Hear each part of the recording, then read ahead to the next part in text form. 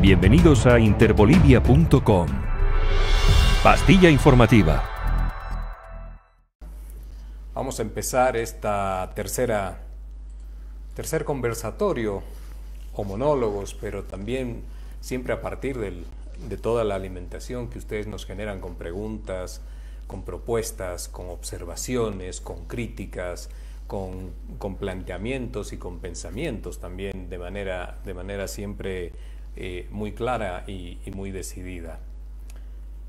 En los últimos tiempos hemos podido observar esta permanente retórica que refiere a la cuestión del voto útil. Y el voto útil tiene que encerrar entonces, por eso la importancia de realizar algunas consideraciones al respecto, tiene que encerrar también una intencionalidad, algunas consecuencias sin lugar a dudas como acción política que deriva, por supuesto, en consecuencias también de orden político para nuestra sociedad, para el Estado. En ese sentido, en este momento en el cual se está insistiendo a momentos o a ratos con carácter casi desesperado, esta convocatoria a congregar el voto en una sola persona o en una sola candidatura. Entonces vamos a analizar el día de hoy, por este espacio que tenemos, lo que significa este voto útil, las consecuencias que puede tener y, por supuesto, sin lugar a dudas, las repercusiones inmediatas también en estos días hasta el momento de las elecciones. Todos sabemos, sin lugar a dudas, todos sabemos que el 18 de octubre es fundamental, porque esto significa llevar al país nuevamente hacia el cauce institucional. Es un retorno a la constitucionalidad del país. Lo que sucedió en noviembre pasado fue una interrupción del proceso institucional de Bolivia. Una perspectiva para afirmar esto que se detiene en las formas y en las modalidades que la norma, que la constitución política del Estado, que el pacto político-social que tenemos los bolivianos para autogobernarnos, señala que las formas de alternancia o de sustitución de quien ocupa la primera magistratura del Estado se realizan siempre a través de procesos electorales. Lo que sucedió el año pasado fue una ruptura institucional y el 18 de octubre tiene este sentido. Durante estos 10 meses en los cuales el noviembrismo se asentó como una forma, como un proyecto político y una característica de formas específicas de gobierno, podemos decir que a estos 10 meses son 3 los elementos, algunos de ellos vienen ya de larga data, 3 son los elementos que caracterizan la política boliviana y el ejercicio del poder en este tiempo. Podemos encontrar una primera mirada respecto de lo que significa la polaridad social. Esto está presente de forma permanente y, por supuesto, mucho más desde el mes de noviembre. Esta extrema polaridad social se percibe en todo en cuanto se hace, se dice y a momentos también se piensa.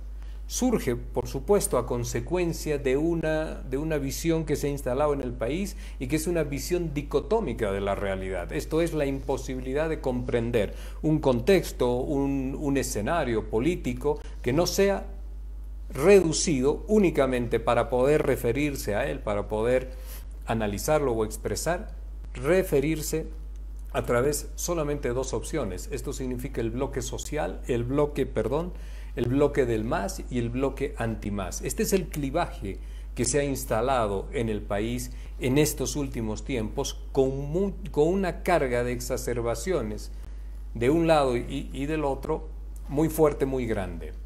Y esto nos conduce a una referencia única y exclusiva que gira en torno a la figura de Evo Morales. Y hago una pausa muy rápida. Ustedes recuerdan cuando en aquellos tiempos se decía, aquellos tiempos es el mes de noviembre, que la figura del señor Evo Morales y por supuesto también sobre todo el movimiento al socialismo había entrado ya en su etapa final, era el cierre del ciclo político de este líder de partido y que sus posibilidades de retorno estaban ya, por supuesto, imposibilitadas. Pues esta etapa de tener una perspectiva post-Evo Morales, hasta el día de hoy no logra ser post-Evo Morales, tiene una vigencia permanente, independientemente de los gustos, independientemente también, por supuesto, de simpatías o anhelos que se puedan tener. Las referencias mayores, las referencias diarias, quise decir, están a partir de la persona del señor Evo Morales, todos los días, de mañana, de tarde y de noche. Y este es el clivaje que se ha instalado en el país, en torno a Evo Morales y el temor del retorno del movimiento popular y social a la dirección del Estado, el bloque más y el bloque antimás. Un segundo elemento, pero también absolutamente importante, está señalado por esa crónica desobediencia a todo el sistema normativo y jurídico del país.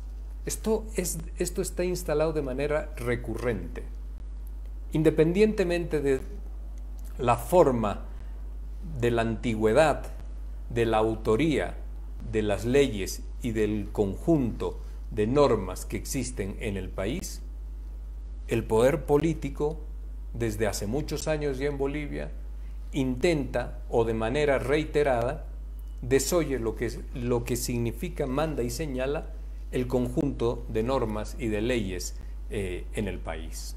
Lo último, lo que habíamos recordado, vamos a hacer una brevísima referencia también, estaba establecido por el intento que llevó al Tribunal Supremo Electoral a poder de forma unilateral modificar la fecha de las elecciones cuando existía ya en el país una construcción de tradición legislativa en la cual había participado el órgano electoral de manera decidida, en forma conjunta con el poder legislativo, tal y cual señala la Constitución Política del Estado, órganos separados, independientes, pero que coordinan sus actividades.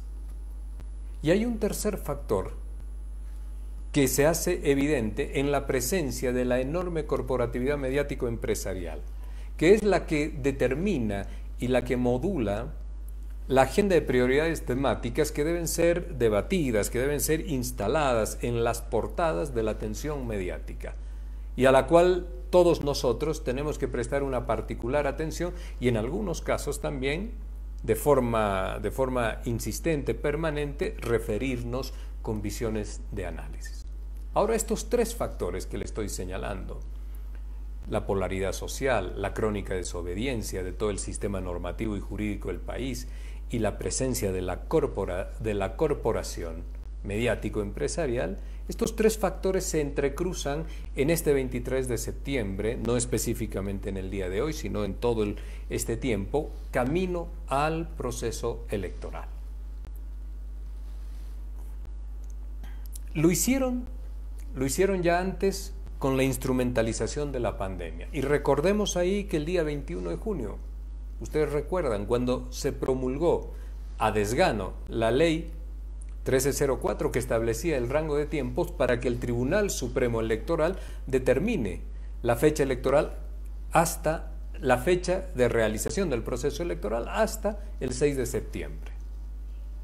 Al día siguiente, esto es desde el 22 de junio, empezó y se instaló una campaña mediática de magnitudes, señalando que los puntos más altos del contagio rondarían entre los días previos al 6 de septiembre y los días posteriores, haciendo, por supuesto, inviable el proceso electoral.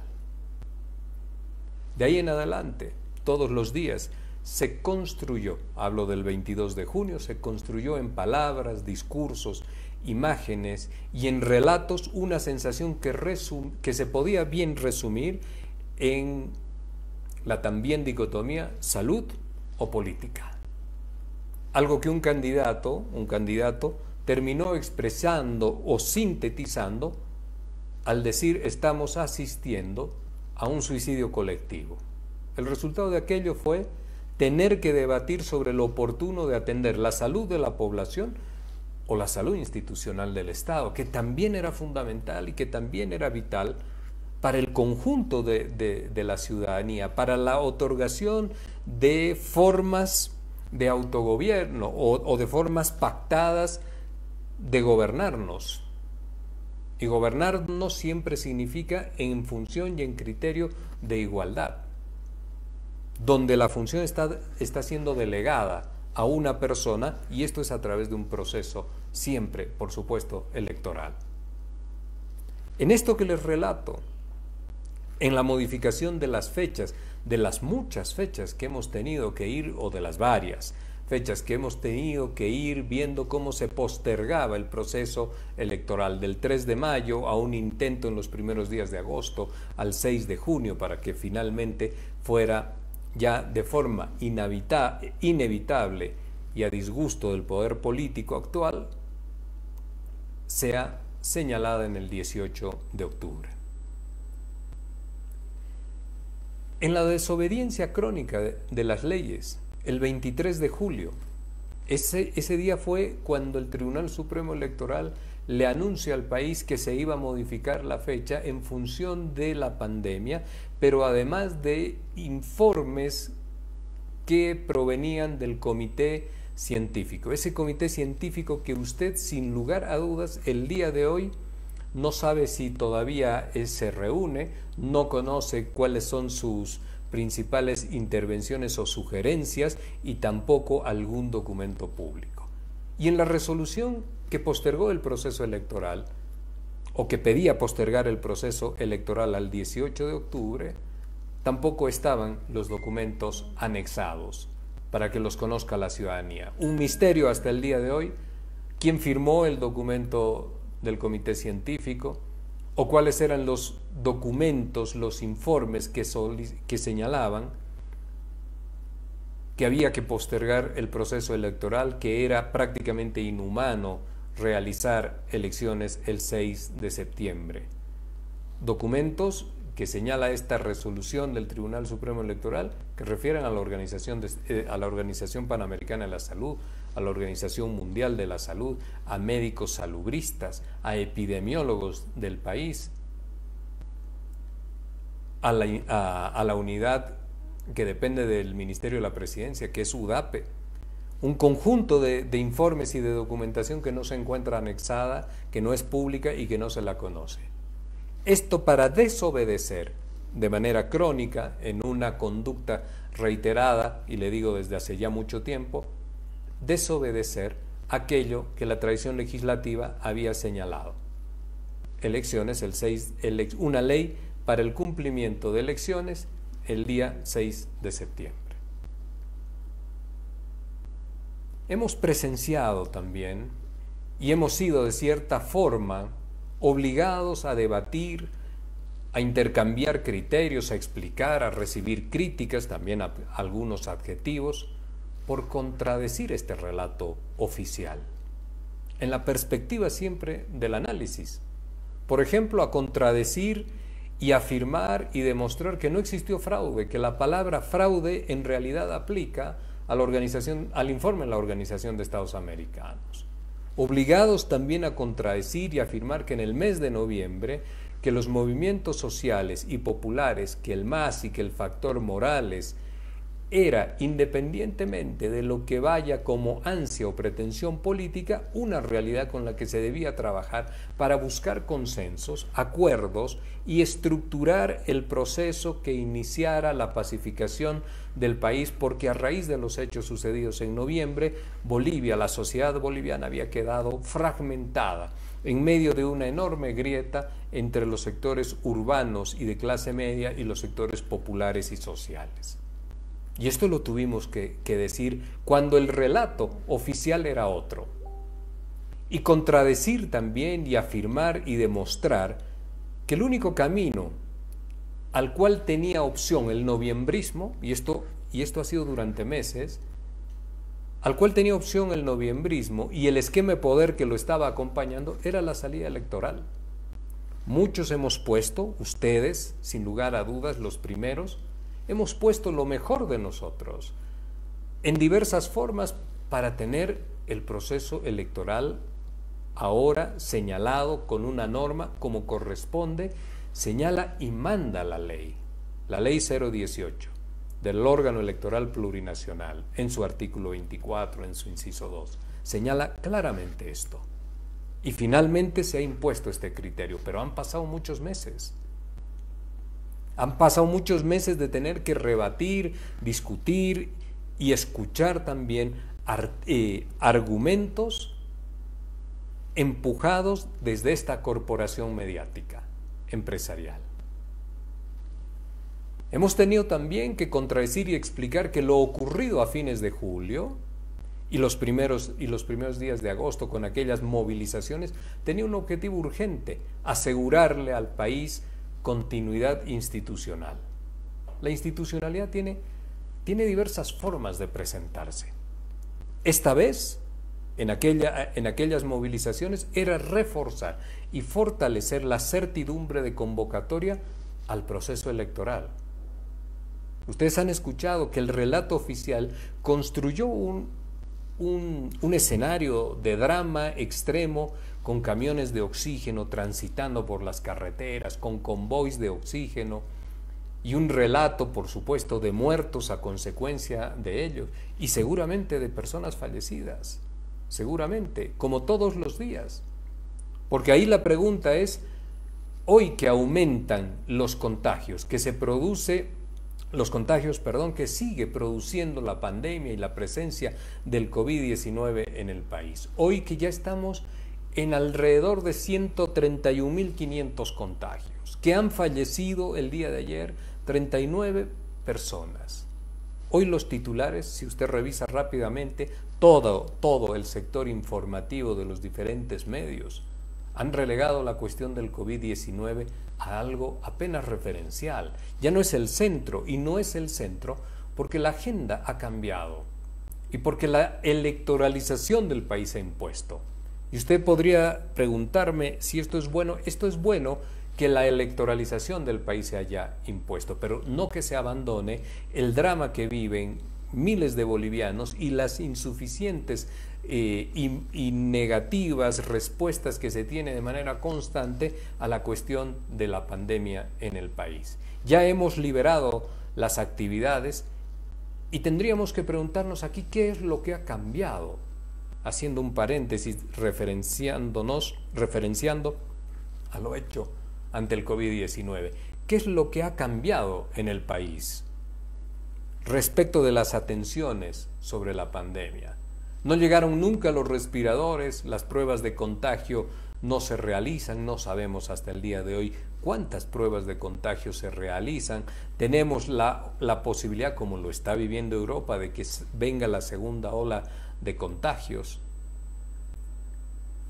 Pero se ha abandonado definitivamente porque no es el tema verdaderamente importante. No lo fue tampoco antes, pero era instrumentalizado para construir una realidad imaginaria, una realidad artificial, de tragedia de la sociedad. El 6 de septiembre fue como lo es hoy, con contagios en esos mismos niveles promedio.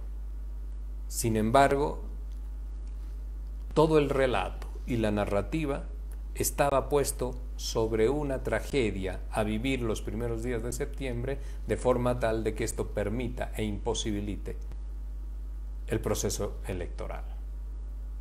Esto que le he querido señalar, en este proceso electoralizado, tiene incidencia. Estos tres elementos también entran activamente en acción en lo que significa este momento electoral, con campañas ya abiertamente difundidas en el país y con acción política de los diferentes grupos, partidos políticos, gente que se moviliza en función de sus simpatías, de sus afinidades, de sus identidades y de sus propias convicciones también.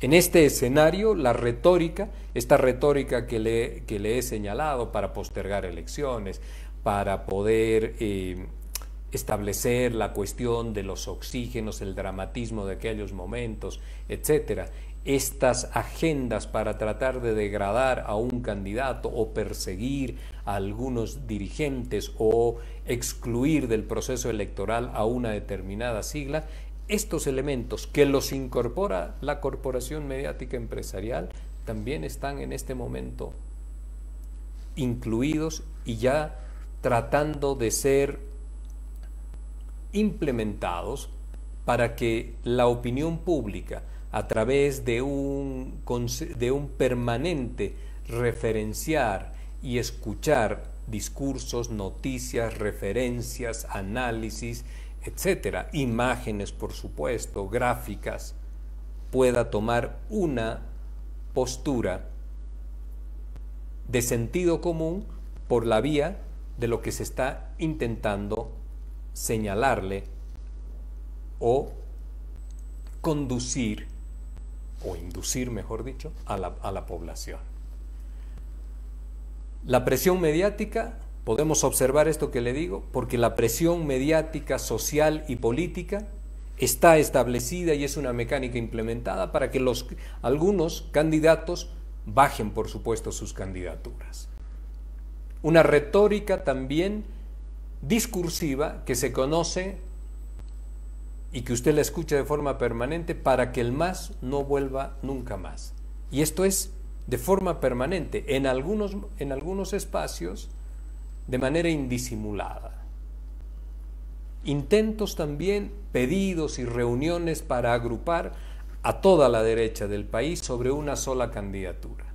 Y ahora una corporación que vuelve o se vuelca en presión sobre uno de sus propios pares. Esto es, sobre la persona del señor Luis Fernando Camacho, para que baje su candidatura.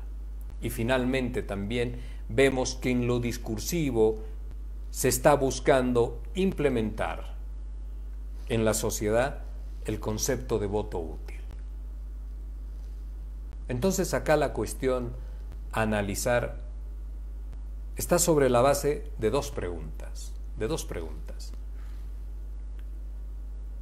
El voto duro y extremo, que compone la esencia misma de la intención de voto del señor Luis Fernando Camacho, es un voto duro destinado a una persona de características también muy endurecidas en lo que respecta a su discurso y a su proceder político, o es Camacho la representación de una persona influenciable, susceptible de no resistir el embate de esta misma corporación. ¿Puede la corporación mediática empresarial impactar a través de su eje discursivo de imponer el voto duro, en consecuencia de solicitarle y de presionarlo a él para que se baje de su candidatura? ¿Puede lograr esta finalidad? Vamos a intentar también, por supuesto, responder en alguna medida a esto. Y la otra pregunta para analizar lo del voto útil es preguntarnos si este voto útil sirve para generar un resultado electoral. Pero la cuestión, o mejor dicho de esta manera, el voto útil es bueno para generar un resultado electoral. Pero la cuestión finalmente no es esa. ¿El pedido de voto útil es útil para el país?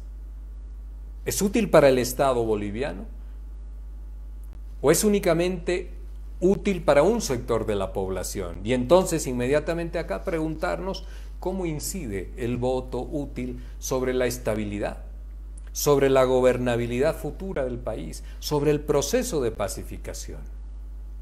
Esto es muy importante, porque la transferencia únicamente del voto útil hacia una candidatura tiene algo que se conoce como plazo fijo de resultado.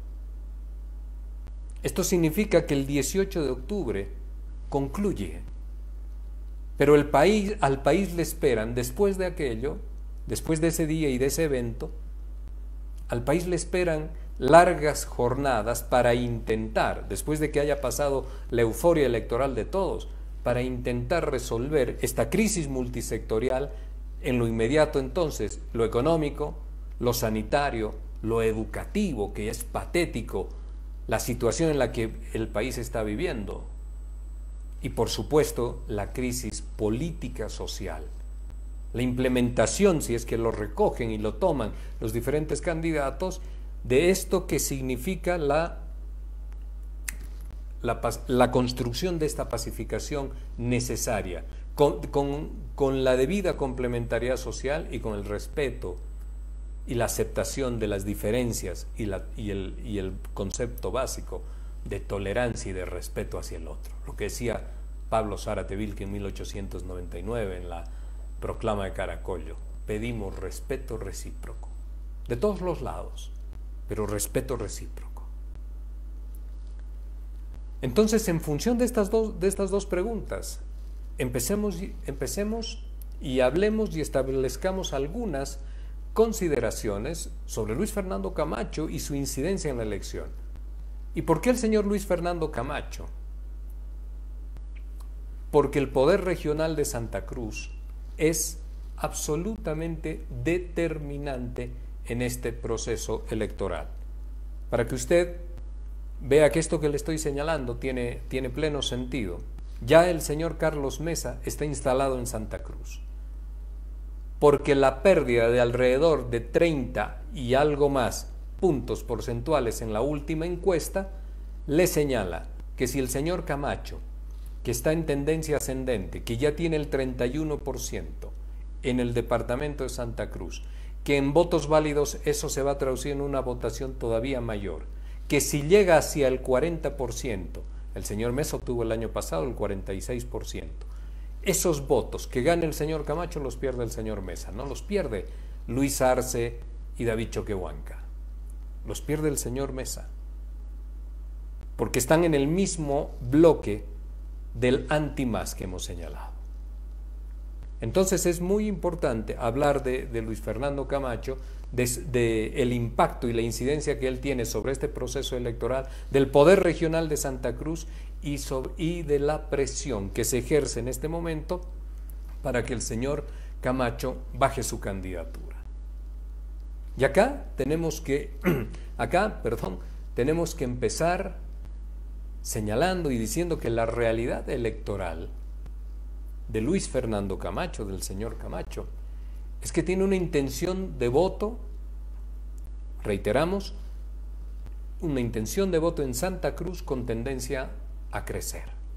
Este hecho electoral significa que el señor Camacho instala un nuevo poder en Santa Cruz. Esto no es un tema menor. Este no es un tema menor, porque vamos a señalar también que las lógicas del poder en Santa Cruz son distintas de las lógicas de poder de la ciudad de La Paz, absolutamente distintas, posiblemente porque en la ciudad de La Paz existe una enorme diversidad de actores. En Santa Cruz el señor Rubén Costas era una referencia del poder político de Santa Cruz con muchas ramificaciones. El señor Pazzi en La Paz es solo el gobernador. El señor Percy Fernández, en sus años de mayor fortaleza, también cuando su salud no estaba deteriorada, fue un referente absoluto desde el año 1983, cuando fue presidente del Comité Cívico Pro Santa Cruz, un referente absoluto del poder cruceño, del poder político cruceño. En la ciudad de La Paz, el señor Revilla es el alcalde de La Paz, pero no es una referencia al poder. Entonces, decimos que el señor Camacho está instalando un nuevo poder en Santa Cruz, y es un poder sustitutivo del poder que durante 15 años estuvo concentrado en manos de Rubén Costas, que además no puede ser reelegido por ley una vez más en la gobernación. Gobierna Santa Cruz desde el año 2005, desde enero del año 2006. Y también es un poder sustitutivo de quien fue, como les decía, 6 veces elegido alcalde, 6 veces elegido alcalde, y que tuvo esa participación fundamental desde el año 1983, cuando empezó como presidente del Comité Cívico Pro Santa Cruz. A esto hay que sumar entonces que esta acción política del señor Camacho, hay que sumar esa posibilidad de ganar en las próximas elecciones subnacionales para alcaldes y para gobernadores, ustedes saben que se tiene que convocar por ley 48 horas después de que haya asumido el nuevo presidente del Estado. Y hago solamente referencia al nuevo presidente del Estado porque candidatos con posibilidades solo tenemos candidatos hombres. Esta posibilidad de ganar una gran elección en este poder que construye Camacho le permite también ganar la alcaldía y la gobernación para un mismo partido. Esto es inédito también desde principios de siglo en Santa Cruz. Y adicionalmente usted le tiene que sumar a esto un vínculo importante con el Comité Cívico Pro Santa Cruz y ese conjunto de instituciones muy propias de la organización económica cruceña, que finalmente van a terminar de aliadas con el poder, con quien ejerce el poder político cruceño. Esto en términos de poder tiene una dimensión fundamental y es esencial para la política y para el tiempo venidero de quien está construyendo una perspectiva. Usted puede estar de acuerdo o no con esto que le estoy diciendo, pero esta sí es una realidad. La política es un proceso de acumulación constante y de construcción permanente. El señor Camacho puede tener de pronto 2 senadores o más en Santa Cruz. Puede tener 2 senadores en el Beni si transfiere, por afinidad, esto es muy posible que suceda, si transfiere o logra captar el voto que deja la señora Áñez en aquella plaza que era la principal para ella. Y podrá tener también un número, por supuesto que nada despreciable, de lo que significan diputados y lo que significa diputados y en la sumatoria diputados y senadores. Y además, algo que es desde el punto de vista simbólico absolutamente importante, además que puede lograr encarnar el liderazgo, simbolizar y encarnar el liderazgo que Santa Cruz está buscando desde hace años y que no pudo lograr el señor Óscar Ortiz en la elección de octubre del 2019. Esto que a muchos no les parezca algo bueno, puede que no les parezca algo bueno, pero el hecho es que desde el análisis político y la construcción, y esto es lo que hay que observar siempre en la vida del análisis político, cuando usted, perdónenme el paréntesis, cuando ustedes realizan análisis político tienen que mirar dónde está el poder. Esto es esencial para comprender los procesos políticos. No solamente algunas referencias bien construidas con algunos encabezamientos de decir yo creo y yo pienso. Lo fundamental no es lo que uno cree ni lo que uno termina pensando subjetivamente. Lo fundamental es que usted mire siempre dónde está el poder. El año pasado, dentro de este mismo paréntesis, el año pasado de manera pública en los diferentes medios y también en reuniones personales a ministros del actual gobierno y a exministros de la anterior gestión, mis referencias fueron: observen uno de los factores de poder, no es el único, pero uno de los factores de poder determinantes en el país, que es el factor Morales, y que lo sigue siendo. Y así como está el factor Morales a nivel nacional, está el factor Camacho a nivel subnacional, regional, Santa Cruz, pero con incidencia en este momento en el plano nacional por la cuestión electoral. Entonces les decía que esto puede ser que a muchos no les parezca bueno, pero el hecho es que desde el análisis político y desde la visión o desde la perspectiva de este constructo de poder político, esta es la acotada realidad del espacio político de Santa Cruz. El señor Camacho ha instalado, lo podrá hacer con éxito o le podrá ir mal, podrá equivocarse mañana o podrá profundizar su crecimiento electoral. Esto ya lo veremos en función de las acciones, de las conductas y de lo que logre hacer sin equivocaciones el señor Camacho. Pero esto es importante mirar. Si hubiese un liderazgo en Cochabamba, por señalar solamente un ejemplo, un liderazgo emergente con esta fuerza, nos referiríamos a Cochabamba, que está huérfana, absolutamente huérfana de referencias y de liderazgos, algo como le sucede a La Paz también. Si nosotros decimos que esta es la realidad de ese espacio político de Santa Cruz, entonces también es importante preguntarnos cuál es el poder o la dimensión del poder que construye Carlos Mesa en La Paz y en el occidente del país. ¿Son iguales a los del señor Camacho? ¿Tan iguales que pueden tener intereses similares en regiones distintas? Y aquí la respuesta es que únicamente una estructura que busca la presidencia del Estado con una visión demostrada de poder, no con una visión, quise decir, no con una visión demostrada de poder político, sino de una circunstancia de favorabilidad coyuntural que lo está empujando o que empuja hacia una participación electoral en la que se demuestra un bajo entusiasmo, no es un poder sustitutivo, es un evento político. No es no es una construcción en perspectiva de poder político para los próximos años y para recoger lo sembrado en futuras candidaturas o perspectiva de exportación a los demás departamentos a nivel nacional, como construye Camacho, lo que está haciendo en estos momentos el señor Mesa. Insisto de nuevo, hay una visión demostrada de poder, político circunstancial, con una favorabilidad coyuntural. Y eso lo ha conducido a un momento electoral. Y está claro, insisto en esta idea, está claro que hay un bajo entusiasmo desde el mismo candidato, frente a la efervescencia, la fuerza y el ánimo que muestra la candidatura del señor Camacho o la candidatura del señor Arce. Esta es una realidad absolutamente perceptible, absolutamente perceptible.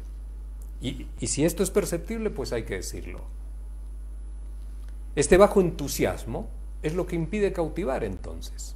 Este bajo entusiasmo es lo que no lo deja enfervorizar a los sectores y que lo reduce y lo convierte de forma negativa para su candidatura, lo convierte, no significa que no pueda aglutinar por descarte un conjunto de votantes. Y no significa que esto no le permita de una u otra manera terminar ganando en una segunda vuelta la elección. Pero significa que no sumar adherentes, de no sumar militantes o gente convencida de estar en un proyecto que debería tener una presencia absolutamente nacional y no de circunstancia, que debería estar construyendo una perspectiva de dimensiones históricas y nuevamente no de mera coyuntura. Esto dificulta, sin lugar a dudas, esta candidatura. Pero no solo dificulta en la coyuntura inmediata y en los días que siguen, dificulta lo que es la perspectiva de mirar hacia adelante elementos programáticos, elementos de estabilidad para el país, para los próximos 5 años y también de gobernabilidad. En estos dos casos, entonces, hablamos del señor Carlos Mesa, de Comunidad Ciudadana, y del señor Luis Fernando Camacho, de la agrupación Creemos. En estos dos casos puede trasladarse el voto del uno hacia el otro, en cualquiera de las dos líneas, de forma lineal y sobresimplificada. Esta es una pregunta importante. Y usted respondería, de poder, sí, se puede. Pero también siempre por encima de todos los intereses, los análisis, aunque parezca ingenuo, debe estar la perspectiva de lo que le significa esto a Bolivia. y debe estar las posibilidades y las potencialidades que tiene el país de avanzar. Y cuando digo de avanzar, es una referencia a su estabilidad y a sus capacidades de gobernabilidad. Puede trasladarse el voto de uno hacia el otro de una manera entonces lineal y sobresimplificada. La política es acción. Esto lo sabemos y lo conocemos bien y queda claro. La política es acción y la acción termina siendo selección en términos electorales. La acción política de Camacho es profundamente más dinámica, comparativamente hablando, que la de Comunidad Ciudadana. La del señor Mesa termina siendo intermitente. Las lógicas, es lo que decíamos, las lógicas de poder en el departamento de Santa Cruz son distintas a las de La Paz. Son profundamente distintas. El señor Costas y el señor Fernández fueron el poder político, el poder de las logias y el poder empresarial cruceño. Lo que se está construyendo en La Paz es diferente, porque es intermitente, porque esa intermitencia frena la campaña. Y esta intermitencia que no cautiva termina exigiendo, por diferentes vías y mecanismos a veces encubiertos, termina exigiéndole que sea usted el que resuelva lo que no está pudiendo hacer esta agrupación o estas otras agrupaciones políticas, que lo resuelva usted con su voto. Finalmente, en un acto de no poder evitar, desde su perspectiva y situado como ciudadano en una de las posiciones del bloque, en este caso el bloque antimás, que lo resuelva usted porque a usted no se lo logró convencer de que debía seguir, apoyar un proyecto político como el de Comunidad Ciudadana o el de Creemos. El señor Mesa está instalado circunstancialmente en la campaña electoral. Está instalado circunstancialmente. Puede ser presidente, pero si no lo es, su poder va a ser nulo. Su poder no va a existir. Si no lo es, su poder no va a existir porque no construye una estructura con perspectiva de liderazgo. Porque usted no imagina a Comunidad Ciudadana sin el señor Mesa, por supuesto. Camacho se sitúa en el proceso electoral, uno circunstancialmente, como le digo, y el otro situado plenamente, de forma dinámica, con elementos que señalan una participación para los próximos años, en el caso del señor Camacho. Estas son diferencias sustanciales que marcan y que determinan el escenario político nacional y regional y que inciden directamente sobre esta clasificación que un comportamiento electoral llama voto útil. Estos son elementos fundamentales para esta referencia del voto útil. Entonces acá lo que corresponde es preguntarnos, ¿puede darse el voto útil? ¿Puede darse el voto útil? Siempre es posible, y usted también, o cualquier persona podría decir, pero es legítimo, porque está en el libre ejercicio de su libertad, de votar finalmente por quien cada uno de ustedes quiere. Pero es fundamental observar también las consecuencias postelectorales de aquello.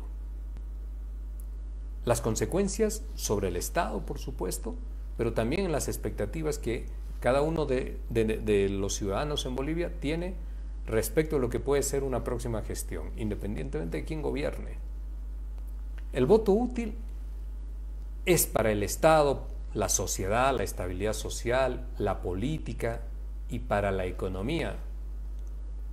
Para todos estos elementos, el voto útil puede terminar siendo útil.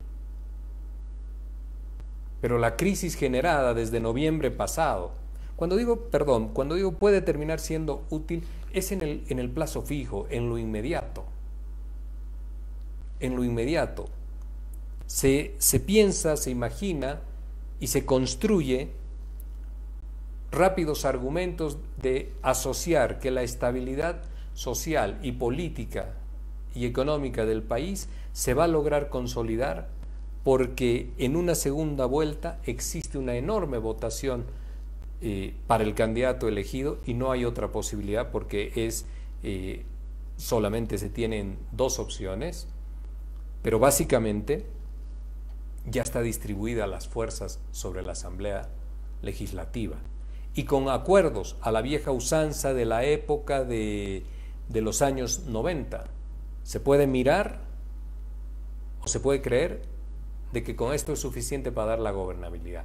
Y el voto útil entonces, a partir de la crisis política generada desde noviembre pasado con la ruptura institucional, no solo se reduce a una cuestión electoral, sino fundamentalmente a los momentos postelectorales que debe afrontar el nuevo gobierno. Este es el elemento central. Este es el elemento central, un voto útil que mira solamente el resultado del 18 de octubre, cuando la realidad del país es absolutamente distinta desde noviembre del año pasado, sin ignorar lo que ha significado la construcción del bloque social popular en el país, que fue visibilizado, que se incorpora a la vida social y a la acción política y a la articulación con la administración del Estado. Esta es una realidad. Sin esta realidad es imposible lograr e intentar avanzar en estabilidad y en gobernabilidad. Entonces, si uno quiere ir por partes, puede darse el voto útil. Puede darse entendiendo como una concentración de intenciones electorales en la persona del señor Camacho o del señor Mesa, o del señor Mesa y del señor Camacho. La respuesta va a estar en función de varios elementos. Por supuesto que puede darse en función de lo que decida el sector antimás de ese clivaje que se ha instalado en el país. Y de la dimensión política que quiera también, y esto es importantísimo, que quiera también alcanzar el señor Camacho después de estos comicios. Después de estos comicios. Y también va a depender de ese factor invisible, pero que es fundamental: los intereses económicos y políticos de control sobre las instituciones cruceñas. Esto el señor Camacho también lo tiene entre sus objetivos principales. No lo va a decir públicamente porque esto desde la perspectiva electoral no tiene favorabilidades. Pero es un factor, como digo, invisible para poder controlar estas instituciones donde hay intereses políticos, económicos profundos. Y darse del voto útil también va a depender de la fuerza de las identidades y las afinidades de los votantes cruceños, no de los votantes de otros departamentos, de los votantes cruceños, porque el fenómeno de acumulación en una candidatura de manera muy importante, siendo el departamento, o el segundo departamento, pero por muy estrecho margen, de mayor caudal electoral. Y ese voto del señor Camacho es identitario y tiene afinidad con el liderazgo, con el discurso, con el sentimiento antimás. Elementos que no genera el señor Mesa en el otro lado. Y este voto útil también se tendrá que dar a consecuencia de una realidad que muestra la agrupación Juntos. La agrupación Juntos ha anunciado una renuncia colectiva de todos y de la totalidad de sus candidatos, lo que equivale a un resultado electoral cero después de 10 meses de relevancia política en el escenario nacional. La pregunta entonces para el análisis es si el señor Camacho está dispuesto también a ese resultado cero después de lo que viene actuando desde el mes de noviembre. Resultado cero significa bajar la candidatura. Resultado cero significa voto útil para el señor Carlos Mesa. ¿Está dispuesto el señor Camacho a esto? ¿Existen posibilidades serias, racionales, de que esto pueda ocurrir, de que pueda haber este traslado de votos de Camacho hacia Mesa? El esfuerzo, en esta lógica y en esta perspectiva, el esfuerzo a realizar para posicionarse en la política nacional siempre es muy grande, exige mucho, exige en cualidades personales, en inversión de tiempo, en recursos, por supuesto, económicos, y en una fatiga que se asienta sobre los hombros de la persona o del líder político. No es fácil, aunque esté muy desdeñado ya lo que significa la actividad política, pero no es fácil posicionarse y crecer, y estar y acumular poder político. Esto no es fácil. Es gradual, es un proceso gradual, es paulatino y es de acumulación progresiva, por supuesto. En esa perspectiva, preguntémonos, para que el análisis lo hagamos juntos, en forma conjunta, ¿cuánto gana el señor Camacho entregando su candidatura al señor Mesa a cambio de algo que ni el mismo Carlos Mesa puede asegurar? Que no puede asegurar por las características mismas del momento político que estamos viviendo, pero básicamente por la estructura de su personalidad. Por la estructura de su personalidad. Esta referencia de que no puede asegurar expresa la inconsistencia de apoyos políticos que puede acreditarle al señor Camacho y a un conjunto de la población que está en la clase media y urbana. Y esto se respalda en lo dicho por el mismo señor Carlos Mesa en algún momento cuando refería a la incidencia y a la incidencia determinante que tiene el movimiento al socialismo sobre las lógicas actuales que se han instalado en el país, lógicas actuales de los movimientos sociales y populares, donde, por ejemplo, la movilización es el ejercicio de ciudadanía que ellos tienen, de la gente que se moviliza de forma permanente, como una acción, no solo ejercicio ciudadano, sino también de peticionar desde los sectores de la organización más sustancial de la sociedad al poder político. Y además buscar asegurarse que esas demandas insatisfechas, a veces históricamente insatisfechas, tengan atención. El señor Mesa decía hace un tiempo atrás de que no es posible pensar o imaginar gobernar sin el movimiento al socialismo, sin esa enorme base social y popular que hay en el país, propia de la corporatividad a la que hemos referido de forma reiterada, pero que en acción política y electoral es muy fuerte, y que para peticionar después de deliberaciones y asambleísmos tiene una presencia que a la gestión de gobierno que trate de anularlos, como ha hecho esta gestión del noviembrismo, que trate de anularlos o de contenerlos y empujarlos nuevamente hacia el perimetraje en la vida política y social de este país, le puede terminar costando el mismo ejercicio del poder. Entonces, el señor Camacho, volvemos a esto, el señor Camacho está en condiciones o logra algunos réditos importantes a costo cero para él, sin senadores, sin diputados, sin la fortaleza de la movilización que ha logrado en Santa Cruz y tener que desmovilizar a todos sus adherentes, a sus militantes, en las perspectivas, en las expectativas también que tienen de implementar este nuevo poder en Santa Cruz para entregárselo al señor Mesa, que no le asegura con certidumbre posibilidades de estabilidad y de gobierno. Y además, al hecho de tener en contra un bloque del movimiento al socialismo en el Senado. Que el señor Camacho observe, mire y vea cómo los senadores y los diputados ya no son de su partido. Y adicionalmente, tener de aliado a alguien con quien lo separan diferencias que van más allá más allá del pensamiento únicamente, que son diferencias de personalidad y que son diferencias de conducta. Lo que hace el señor Mesa no es lo que espera Camacho. las expectativas, la fortaleza que exige Camacho o que se impone él, no lo refleja el señor Mesa.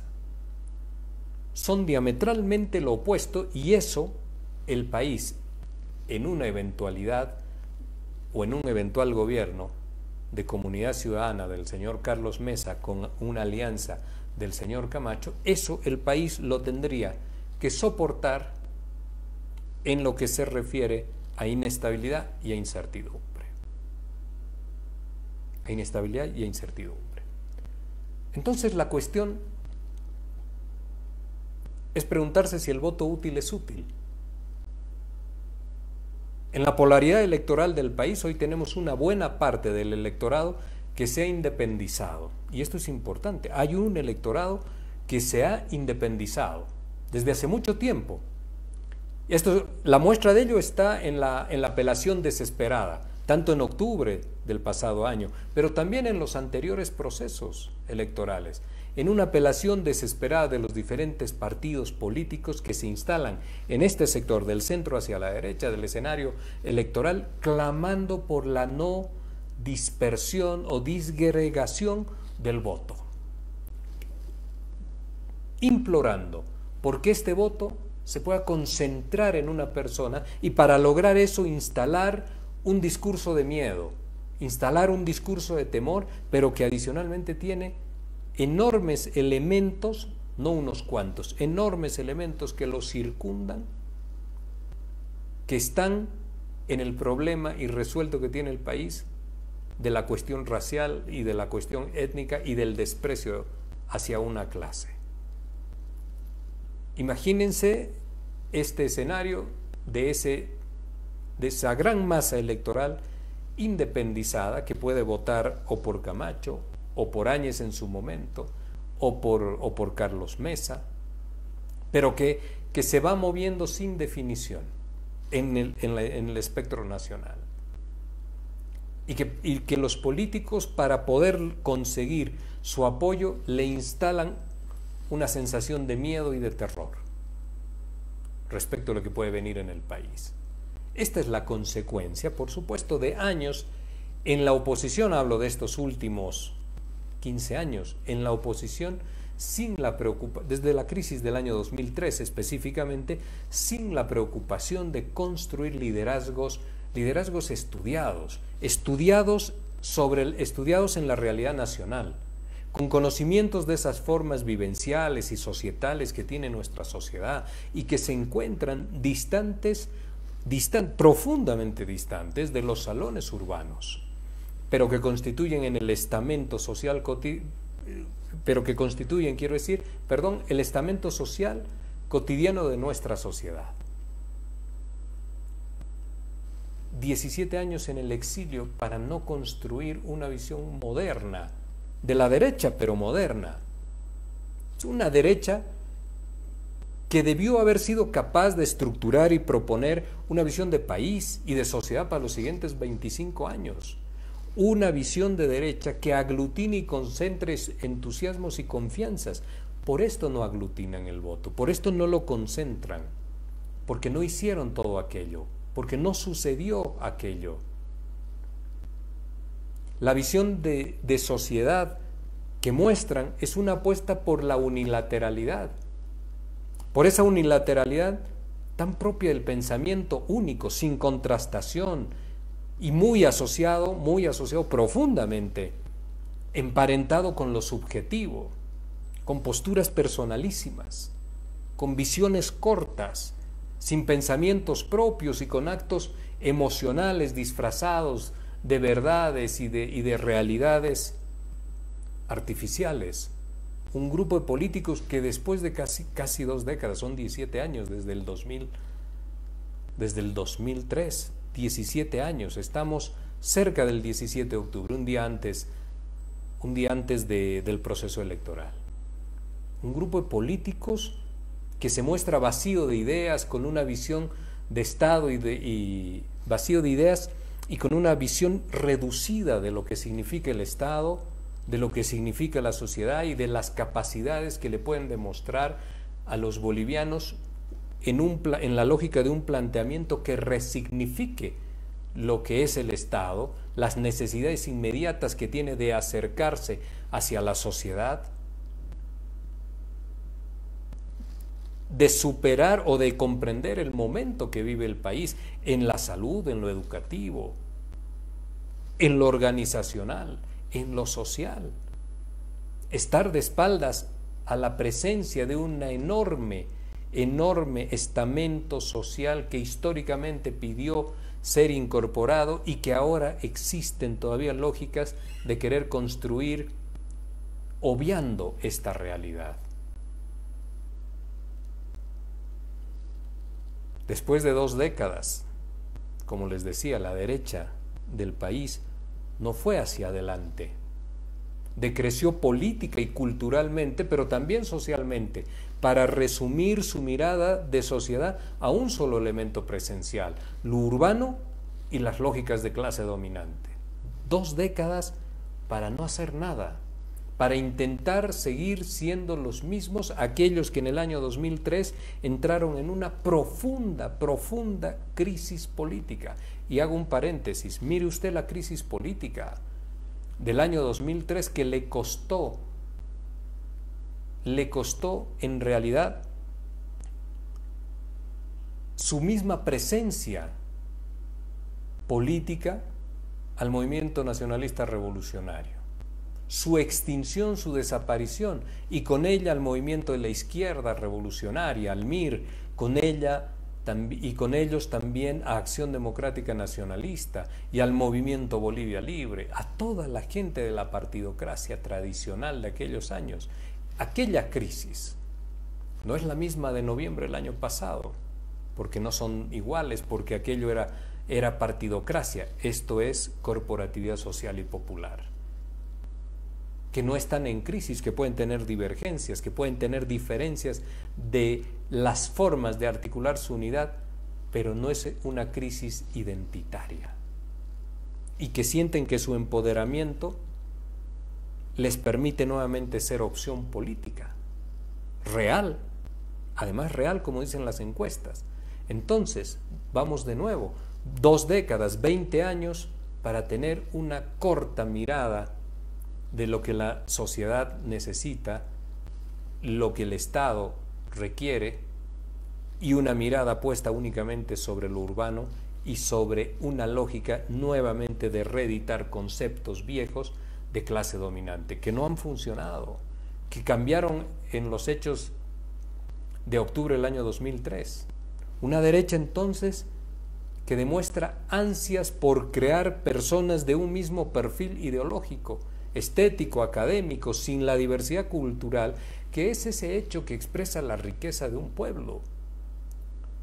Toda una insistencia, si ustedes ven, toda una insistencia en repetir los errores de una historia que ya nos mostró, que ya evidenció, que ya desnudó los resultados a los cuales conduce una exclusión y fundamentalmente una exclusión que es forzada. De nuevo, en la lógica de clase dominante.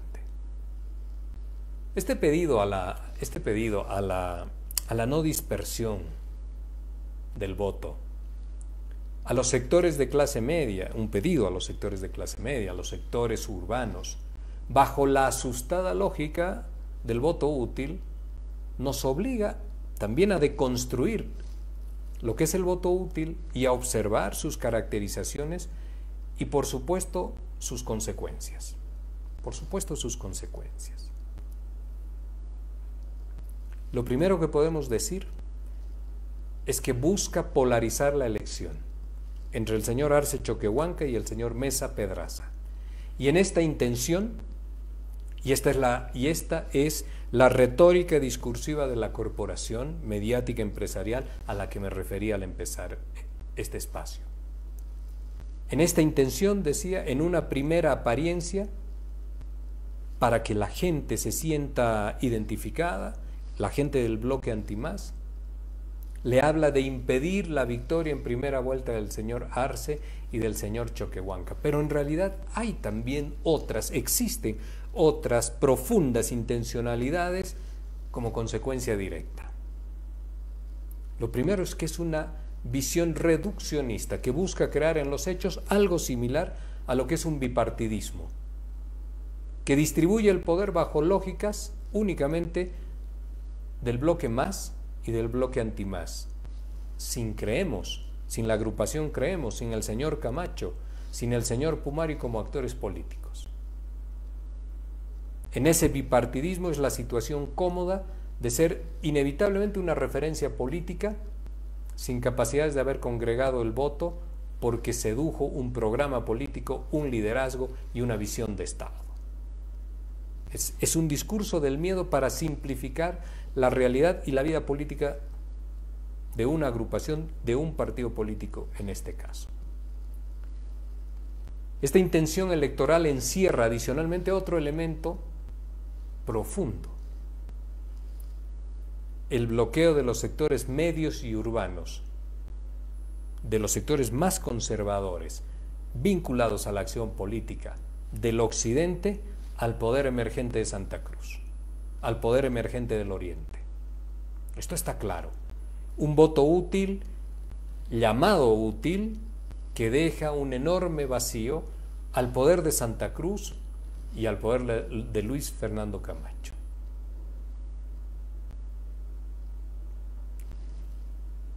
Occidente tradicionalmente ha sabido hacer política de manera casi, podríamos, haciendo una referencia, de manera como si fuera esto una partida de ajedrez, para concentrar el poder, aunque Santa Cruz tenga la fuerza económica. Un segundo elemento de esto que significa preguntarnos si el voto útil es en realidad útil, es que este discurso se convierte en una excusa o disuelve, y fíjese usted esto que es importante, o disuelve la responsabilidad del programa político de gobierno, pues todo se trata en realidad de buscar un escenario final que se llama 18 de octubre y que es un resultado electoral, pero exime la responsabilidad del programa político. Pregunta entonces de esto es lo que lleva a la superficialidad del discurso y de la muestra programática, con acciones que pueden ser consideradas acciones de gobierno, pero que no constituyen de ninguna manera y bajo ningún análisis políticas de Estado. En este marco de cosas, también volvemos a preguntarnos, por supuesto, si es legítima la apelación del voto útil. Y por supuesto que cumpliendo algunas condiciones sí es legítimo. Es una acción libre también, como lo hemos señalado antes, y que como toda acción genera, por supuesto, consecuencias que es oportuno que las señalemos. Los motivos que mueven a los electores se basan en diferentes factores. Creencia en una estructura, por ejemplo, creencia en una estructura partidaria, en un líder político, en afinidades identitarias, en un proyecto político, en una causa histórica, en hechos inclusivos, o en una causa finalmente, entre otros, o en una causa profunda que puede ser identitaria, entre otros motivos. Los jóvenes hoy en día se manejan más por causas identitarias que por cuestiones político-ideológicas, y sienten afinidades que son muy volátiles y que van cambiando de un liderazgo al otro. Entonces, si esto moviliza el voto, ¿dónde quedan las consideraciones y las razones establecidas a priori que encaminaban el voto de muchos ciudadanos que ahora se tienen que ver en la intimidación o en la disyuntiva finalmente de tener que transferir su voto? ¿Dónde queda el programa? ¿Dónde queda la propuesta, el modelo y aquello que convencía de parte de un candidato a su electorado? Si miramos en los actores actuales, pidiéndole al señor Camacho que baje su candidatura, ¿dónde quedan las identidades, la confianza en un nuevo liderazgo cruceño, la fortaleza que demuestra el señor Camacho para enfrentar a su principal adversario, que es el movimiento al socialismo? y aquellos elementos que está señalando como un eje discursivo programático el señor Camacho cuando habla que quiere llevar a Bolivia entera el modelo exitoso de producción y de exportación cruceño, que no tiene una referencia con lo que plantea el señor Mesa. ¿Dónde queda esto? También es importante decir que este voto útil, entre comillas, induce finalmente al electorado a renunciar a sus preferencias políticas y expectativas, además, sobre lo que podría ser el país bajo un líder político determinado. Además, que le exige que se enfoque únicamente a la persona, al ciudadano, en una maximización del resultado. Solo el resultado. Eso es lo único que vale. El resto, después del resultado en adelante, sin importancia. ¿Usted considera que esto es sin importancia? Que la historia de Bolivia concluye el 18 de octubre. O los problemas, no seamos dramáticos en la historia, los problemas de Bolivia concluyen el 18 de octubre y que 7 días después de que el Tribunal Supremo Electoral otorgue los resultados del cómputo final, esto será estabilidad y no habrá nada que resolver más que aplicar algunas políticas programáticas que señalan los candidatos. Esto no es así. La maximización y el enfoque único sobre el resultado además condicionado a que se haga un abandono de la visión programática, de las convicciones, de las asociaciones identitarias y de las identificaciones regionales, discursivas, termina llevando a una lógica que podríamos llamar utilitarista del voto, del ciudadano, de corto plazo, antes que una mirada puesta en la gobernabilidad futura y en las posibilidades también de crecimiento, de reactivación y de desarrollo del país con la consecuencia social inmediata. Busca también, esto del voto útil, busca también instalar una tendencia de falsa responsabilidad, que el día domingo en una entrevista el señor Camacho dijo que él no se siente responsable si finalmente el señor Arce gana la elección. Esta tendencia de falsa responsabilidad está entre quienes rechazan esta lógica o se la endosan a quienes rechazan esta lógica de voto útil y que buscan construir un proyecto político diferente, que ejercen la pluralidad de un sistema democrático finalmente, y la libertad de dejar a consideración del electorado un abanico de posibilidades para que sean ellos quienes decanten la mejor propuesta electoral.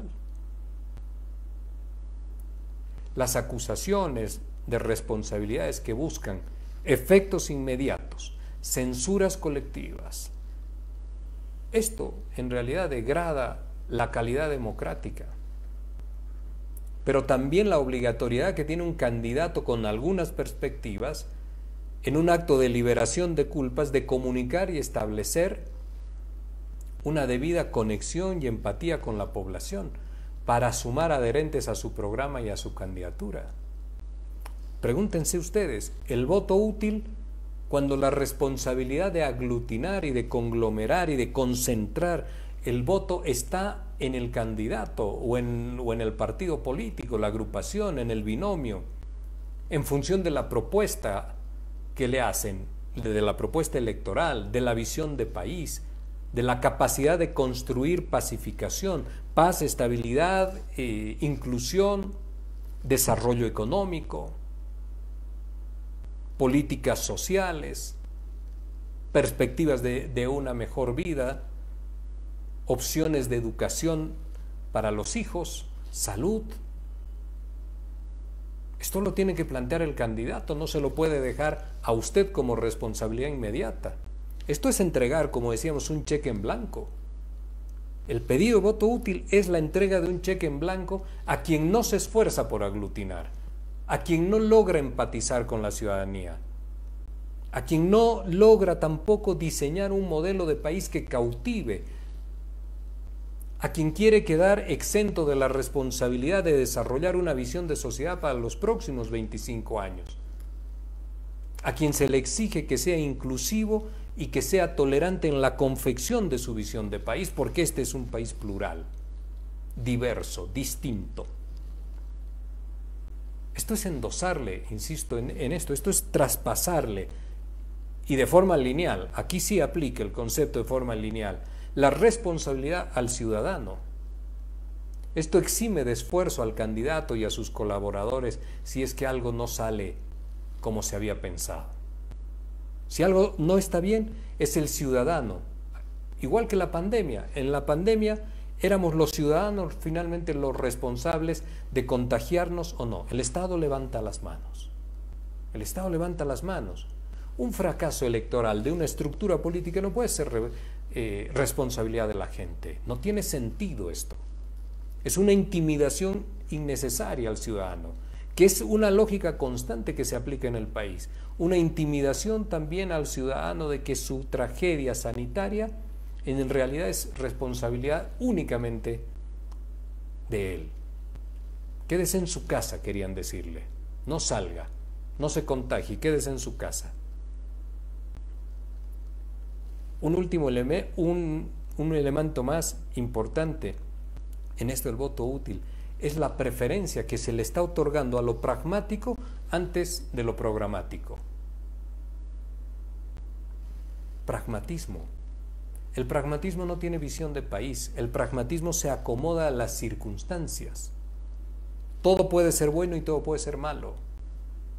No tiene conceptos, no tiene pensamiento profundo, no tiene ideología, no tiene compromisos. Aquel que está dispuesto a resignar en función, su voto en función del resultado final y la mirada de corto plazo, debe sentirse, por supuesto, al menos reconocido en el programa electoral de quien está apoyando ahora de manera circunstancial. Eso le están pidiendo. Y lo menos que usted puede hacer, lo menos que puede sentir esta persona, este ciudadano, es esto: verse reconocido en el programa electoral de quien no pensaba apoyar, pero no tiene mayores opciones. Y esto significa entonces que el programa debe preservar un cierto parecido, se le denomina parecidos de familia, con el otro programa electoral. Insisto, esto no se puede convertir en un cheque en blanco sin responsabilidades.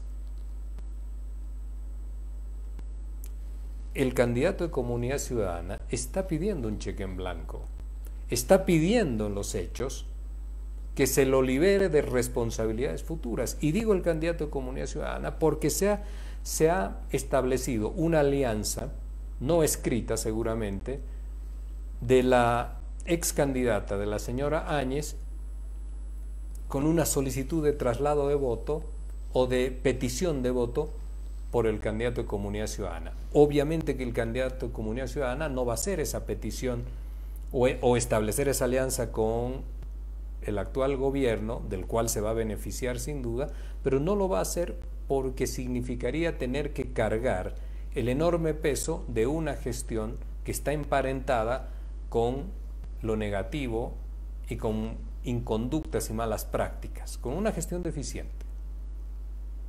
Pero en los hechos reales, el candidato de Comunidad Ciudadana está pidiendo un cheque en blanco que lo libere de responsabilidades futuras, electorales, en lo electoral, en lo programático y en la gobernabilidad. Le está trasladando la responsabilidad a los electores para no asumir responsabilidades propias. No sé si esto parece conocido. Y aquí la pregunta es: ¿va a resultar eficaz este intento de trasladar el voto? Que es pedido sin más, que es pedido únicamente con el argumento de que sea frenar a una agrupación social que recientemente en las últimas 2 décadas se ha empoderado porque ha logrado consumar aquella deuda histórica de estar incluidos en la acción política y en la vida social, lo cual desde la perspectiva de la conflictología y de aquellos elementos que se deben desactivar para tener una sociedad en coexistencia pacífica es una locura. Finalmente, la gobernabilidad requiere dos elementos. La gobernabilidad se maneja en las calles, en las nuevas formas de asambleísmo popular, y la gobernabilidad está también en la Asamblea Legislativa. Pero en las calles va por fuera de la institucionalidad tradicional, de la mirada solemne con la que se desarrollan los debates en una Asamblea Legislativa o en el Congreso, en la vieja figura de los años 90. Y la otra es la gobernabilidad del número suficiente en el quórum en las cámaras de diputados y senadores para lograr los diferentes requerimientos de cantidades de diputados y senadores que vayan aprobando las normas. Esta gobernabilidad ha cambiado. Esa es una realidad. No quererlo reconocer es un inconveniente. En la construcción de gobernabilidad, de pacificación y de estabilidad, es un inconveniente. El voto útil hoy en Bolivia es un mecanismo ideado para, voy a ser absolutamente textual, para frenar en la lucha por el poder político a un grupo social. La realidad histórica del país va más allá del proceso electoral. Hoy se tiene y resuelta la cuestión social, la tolerancia inclusiva por el que es diferente, en piel, en origen, en apellido. La gobernabilidad en estos tiempos es construcción política, una construcción que puede y que debe perdurar en el tiempo, o por un tiempo razonable, pero no se construye intentando anular a alguien. Aquí me quiero hacer una pregunta. Cuando alguien dice y grita como creyendo que está asistido por la razón, el más nunca más, ¿dónde quiere o piensa que se vaya toda esa gente que se identifica y se siente representada por un partido que le habla de la nueva democracia o de la democracia inclusiva e intercultural, que le habla de lo popular, de la pobreza y de las formas que pueden buscar superarla, de la igualdad y de la inclusión? ¿Dónde quieren que se vayan estos bolivianos que también tienen derecho a elegir y gobernar si están organizados? ¿Quieren que se vaya a Comunidad Ciudadana, a la agrupación Creemos, a Libre 21, al señor Chi? ¿Hicieron algo estos partidos, algo para hablarles de la posibilidad de una vida mejor?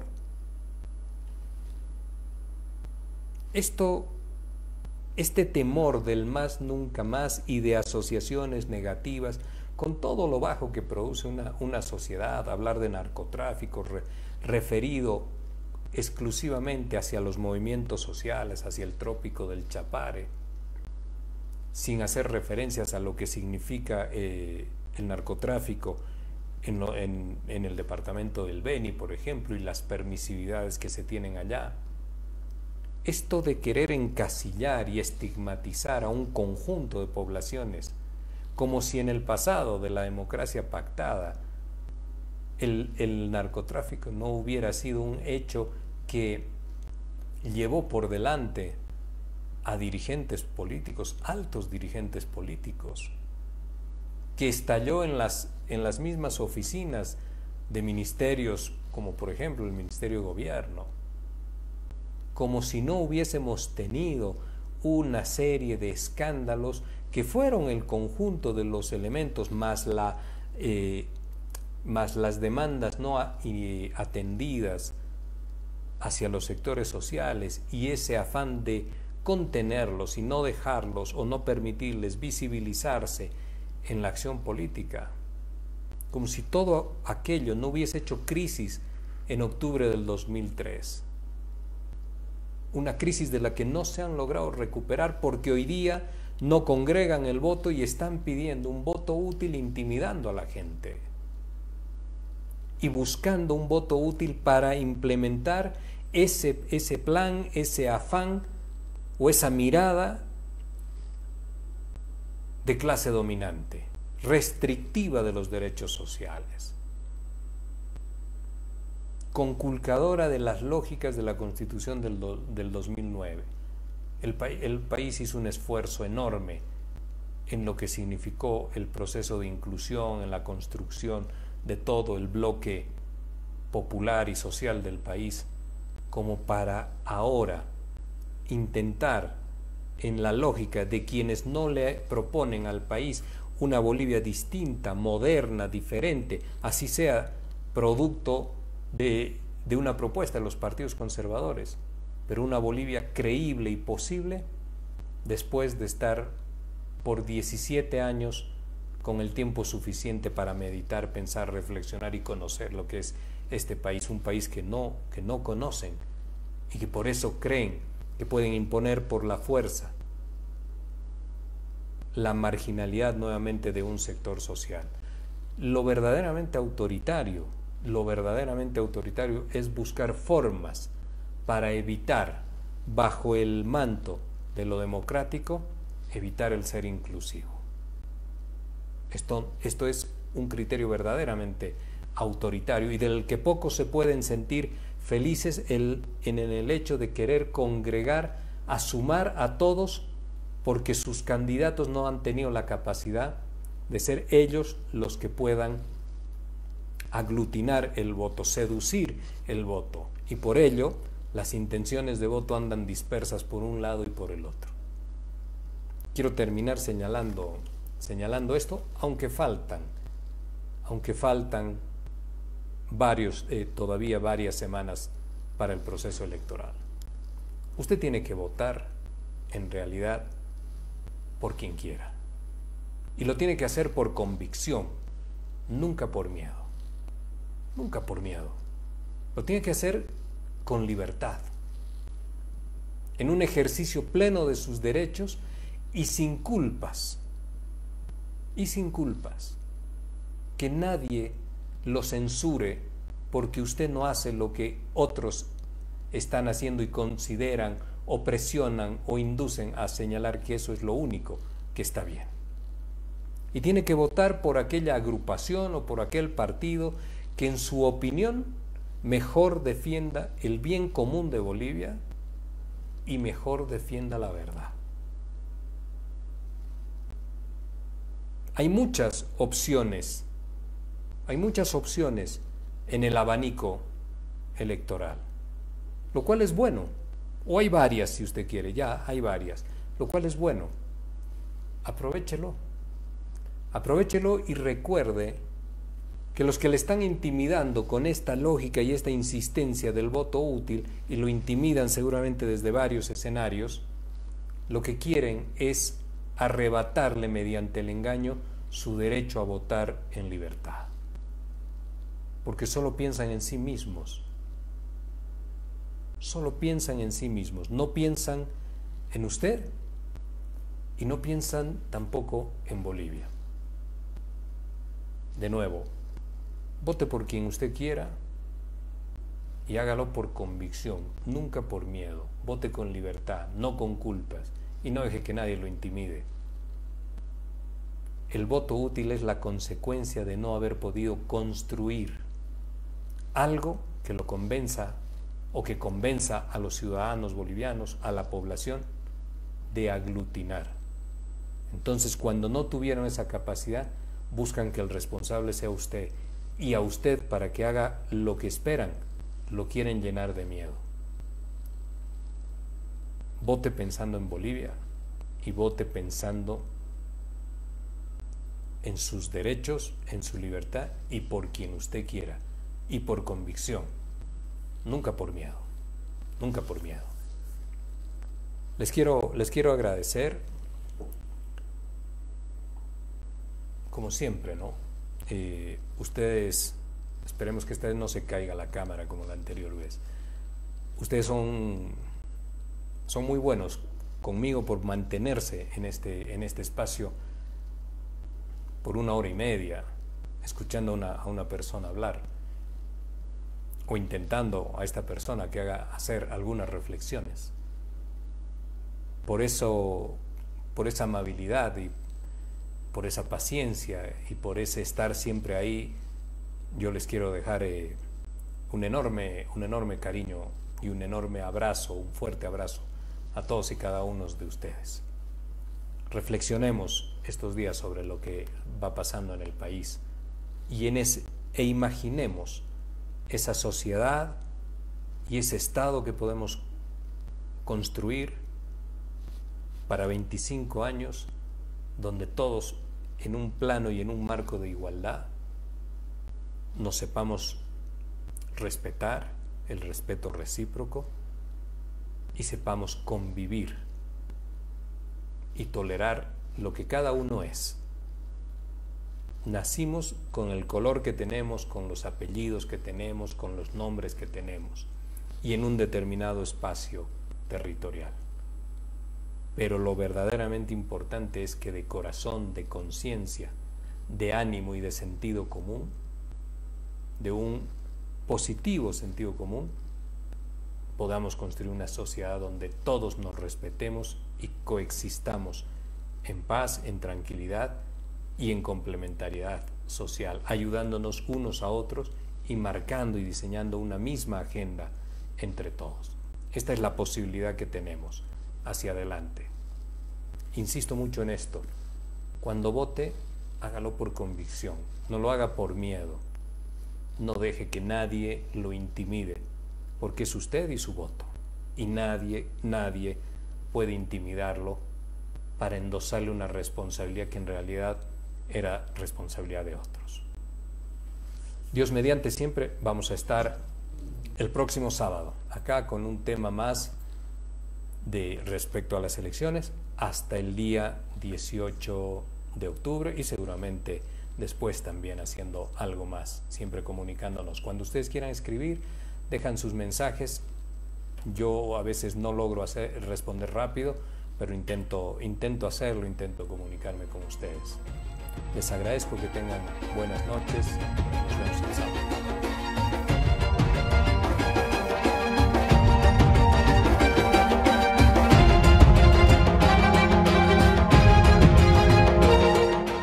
Subimos vídeo y contenido todos los días. Suscríbete a nuestro canal y no olvides activar la campanita para que te llegue todas las notificaciones.